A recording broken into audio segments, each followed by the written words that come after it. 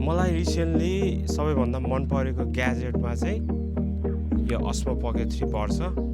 यो चाहिँ पुरानो भर्सन हो, तर यो यति राम्रो छ कि हैन, तपाईलाई भ्लग गर्नको लागि, डकुमेन्ट्री खिच्नको लागि, ट्राभल भिडियो, सिनेमेटिक भिडियोज जस्तो पनि जे गर्नको लागि नि मलाई चाहिँ सबैभन्दा ह्यान्डी, मिनिमल, एकदम सजिलो चाहिँ यो Osmo Pocket 3 लाग्यो। र रिसेन्टली म यहीबाट मात्र खिचिरहेको छु, तपाईहरुले हेर्न सक्नुहुन्छ मेरो सबै प्लेटफर्ममा।